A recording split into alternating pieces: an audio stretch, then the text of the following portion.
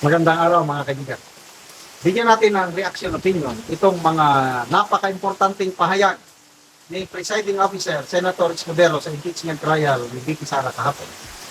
At maraming nagko-comment and I agree na bukas makalawa, baka biglang mahinog. Sampahan siya ng kaso dahil sa kanyang pronouncement sa day 1 of impeachment trial. Pakinggan muna natin yung kanyang pahayag. As presiding officer, I shall do my part to uphold the fairness and integrity of this process and shall see it through to its proper conclusion. At this point, I would like to thank my colleagues for their trust and confidence. I did not seek nor did I ask for this responsibility, but neither will I shirk from fulfilling this duty without fear or favor. This now brings me to the threshold questions that will guide the conduct of this trial and the rulings of the chair. First, what is the number of votes needed to convict the respondent? Second, what is the quantum of proof required to sustain a judgment of conviction or acquittal in these proceedings? Third, how strictly or liberally will this court apply the rules in resolving questions of procedure and evidence? On the first issue, the Constitution provides that no person shall be convicted without the concurrence of 2/3 of all the members of the Senate. Yun. With 24 members of the Senate, a literal interpretation of this means that conviction requires the affirmative vote of at least 16 senator judges. This literal interpretation finds direct support in the 2000 case of Bayan versus Zamora, which concerned the Senate's compliance with the 2/3 vote required to concur in a treaty. Despite having only 23 incumbent senators at that time, then Senator Gloria Macapagal Arroyo was elected as Vice President, therefore there were only 23 senators. The court held the charter provides that the Senate shall be composed of 24 senators. Without a tinge of doubt, 2/3 of the figure, or not less than 16 members, is an unquestionable compliance with the requisite number of votes mentioned in Section 21 of Article 7.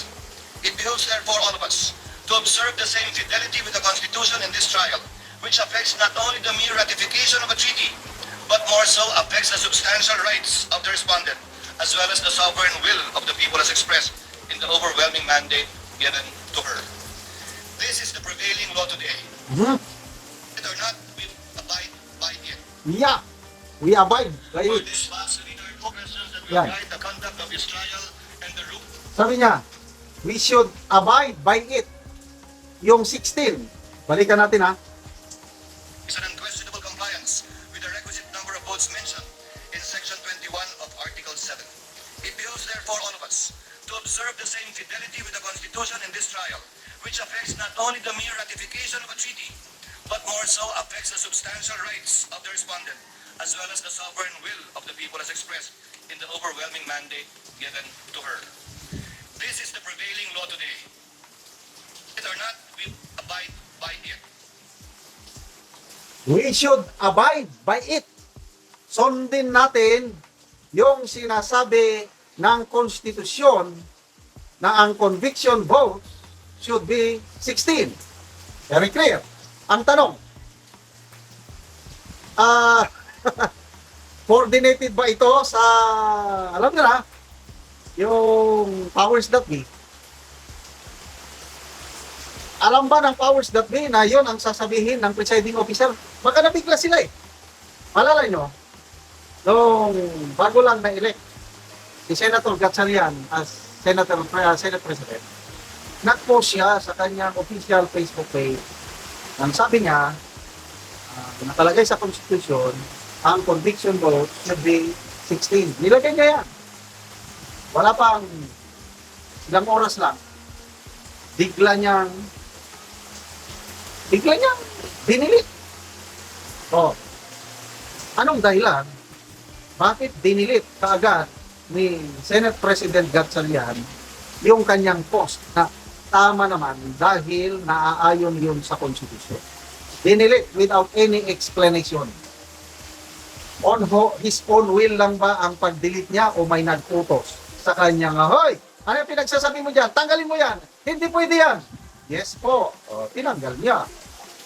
Mamaya, si Luistro, yung lead prosecutor, nagsalita na hindi naman ganyan ang sinasabi ng konstitusyon na yung all ay 24. Pwedeng ma-interpret. Diba? So, Ano ba? Yung bang pahayag ni Presiding Officer Escudero is coordinated sa grupo nila. Alam ng nasa taas nila. Alam niyo naman, Senate of Malacanang, di ba? Ganon ang akusasyon ni Senator Cayetano sa kanila. Alam ba nila sa taas na ganon ang i-announce o ano yun, posisyon susundin ng presiding officer? Alam ba? O baka hindi? Kako, delikado. Kasi kung hindi alam ng nasa taas, baka mamaya. Huwag naman sana. Kasi baka biglang buhayin yung kaso eh. Oh, ito, sa mga comments. Ang daming nagko-comments. Basta ta, baka buhayin yung kaso mo. Ano ba? Oh, Lechara di Makulangan. Yung biglang hinog na naman kaso niya. Ano ba? Oh, magkakagulatan to sa huli. Balik bakod. Hoping Cheese can hold this decision. 16 votes needed until the end. Sana nga. Baka nga sa kalagitnaan ng trial, magbabago siya eh. Ano kayo mangyari pag, as presiding officer, I changed my mind. The conviction vote should be 14, should be 15. Sana nga, tuloy-tuloy na yan.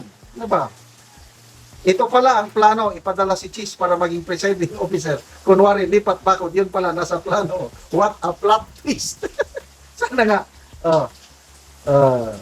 So, palpal si Luistro dito, 16 ang kailangan. So, ito, bukas, hinog na ang kaso mo, sir. Sabi ni Junjun Bayon. Sana naman, huwag nang As magpapadala. presiding officer, I shall do my part to uphold the fairness and integrity. Sana huwag nang magpapatakot si Presiding Escudero. Tuloy-tuloy na yan. Makakabawi ka, Senator Escudero, sa taong bayan. Pag tuloy-tuloy yan, huwag mong baguhin yung conviction votes. Lalo na kung ang boto ni Escudero is acquittal or abstention. Makakabawi si Escudero. Salamat mga kaibigan sa inyong pagsubaybay sa channel nito.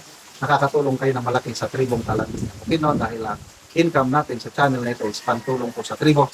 Namimigay tayo ng libreng yero at pako para makapagpatayo sila ng mas maayos na tirahan. Panoorin nyo ang video nito. Ay, salamat po sa ito kay sugat nga pagkin ako diri sa kaiton karon pag ito nakabalay kay sige gid ko sa akong dinikanan. Karon yan akong balay diri. Kaya Nagpatin. Oo. Salamat po sa sponsor ani. Inapunta ka siya pangalingin sa kinaw. Ano po matabangan ng mga tao.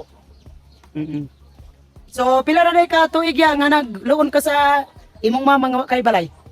Pulo na katuig. Napulo na ka tuig so karon pa ka makabalay. Karon pa.